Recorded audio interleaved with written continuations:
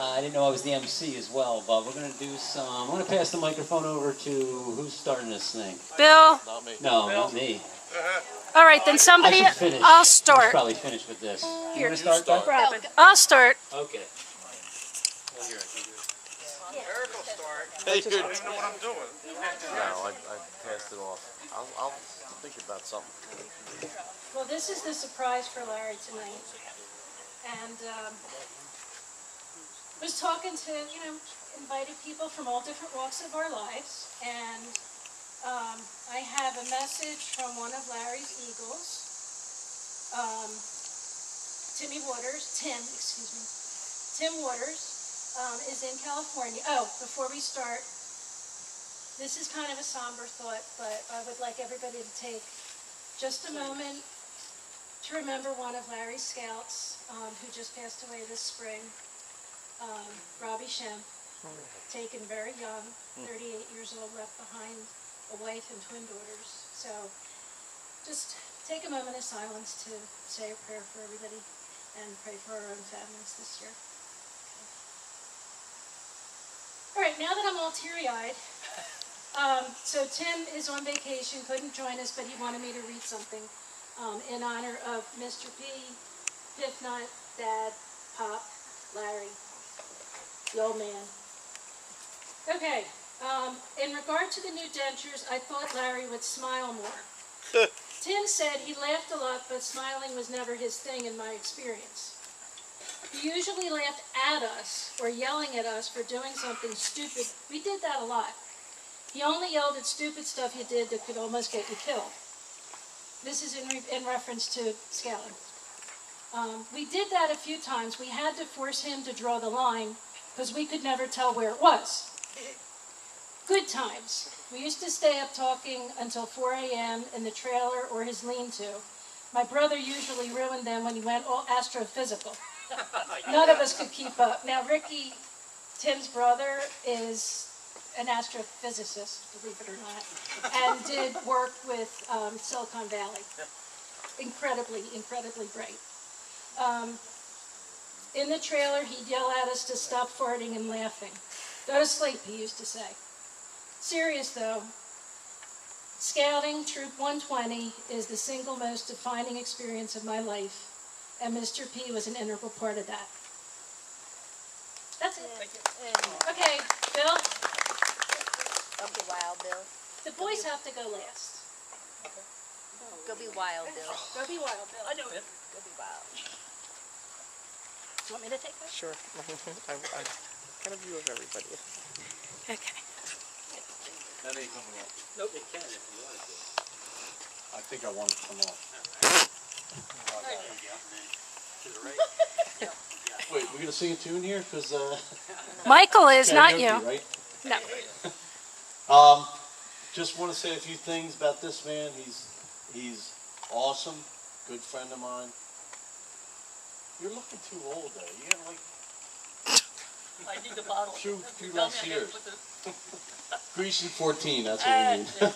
We need some Grecian 14. But we met at Parents Without Partners. Yes. And he's a great guy, and we kind of look alike, but no glasses anymore. I don't have any glasses, so kind of look like brothers. Used to. So I used to say he's my brother from another mother. That's how that started. That's how we got it, yeah. Yeah. But if I had glasses, we'd look alike. Well, take yours off, Larry.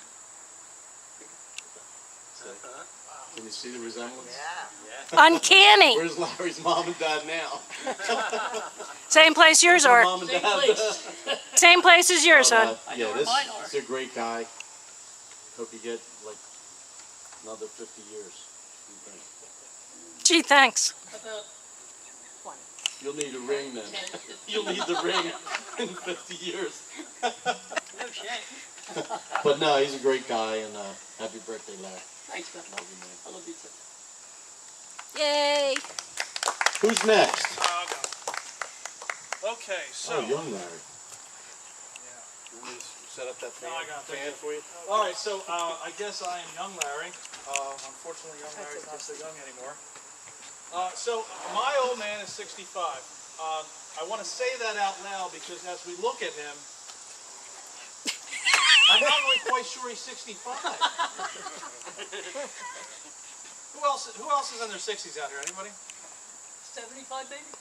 All right, so none of those people look like him. What the hell Is that a good happened thing to or a you? bad thing? All right, so there's a few faces out here that I unfortunately I don't know. I'm the son that's too busy to do anything. It happens. I get it. It's all right. So my dad is an integral part of my life. It's a good way to put it. He is different from probably what a lot of you know. He's a relatively calm individual these days. When I was growing up, my dad was not the calmest person. Oh, he wasn't. He had a not as nice streak as he is right now. One of my fondest childhood memories of my dad, and this is going to sound a little scary. I'm like 10 years old, and we're at the gas station at the corner of Castor and Aramingo, and my dad gets out to get gas, and two fine, outstanding gentlemen from the area decide to come over and ask my dad for some change. My dad politely must tell them no, thank you. And they decided that wasn't good enough, and one of them took a swing at him. And what I remember is the lucky one was the one that got thrown over the roof of the car. The other one, unfortunately, was not so lucky. And I'm sitting there in the passenger seat. I'm 10 years old. 10. You got any 10-year-olds out here? Anybody close to 10? Me. Okay, just think about your dad throwing somebody over the roof of your car. Okay? He finishes pumping gas when he's done. He goes and he gets change. Comes back to the car. His glasses are mangled on his face. He reaches across me into the glove box, grabs another pair of glasses and says, "Don't tell your mother." Isn't that a commercial? That's the truth. It was a commercial of my life. Don't tell your mother. Okay? Yeah, don't tell your mother. That Yeah, was only the that's right. first time. That's right. So that just leads to, so I'm a teenager, I'm 15 years old or so, we're at Boy Scouts, and a few of us, I think Kevin was next to me, we're up the hill at Camp Park. And we were on the side of the mountain, and it's like thorny and bushy, and it kind of sucks, right? You know, there's no trails anywhere. And I hear from the bottom of the mountain, "Hey, where's the trail?" Now, mind you, now here's the thing. As angry as my dad was as a youth, for my entire childhood up until that point, I had never heard the man swear. Okay? Now, I can't say that for myself because I've sworn since I was little. So I'm at the top of the hill, and I hear, "Where's the trail?" And from the top of the hill, I yell down, "There is no blanking trail." Wasn't Kevin with you? And then I realize it's my dad. Oops. Oops. Now, see, for most people, this would be a memorable event from a tragedy standpoint, right? You know, you figure you get in trouble and all those other things. It's at that point in time that I realized how foul-mouthed my father really was. It opened the floodgates for all kinds of bad things I should have never known. Well, once you hear it, what the hell's it? That's true. It leads to interesting other things, like my brother, for instance. My brother is probably, I mean, aside from being a great friend of mine, and we've bonded more as we've gotten older, and that's great. I remember my brother, when he was little, he was very high-strung. Is that the battery thing? No. And That's one from Halloween, recording. one of my most fond childhood memories. One Halloween, we'd gone trick or treating.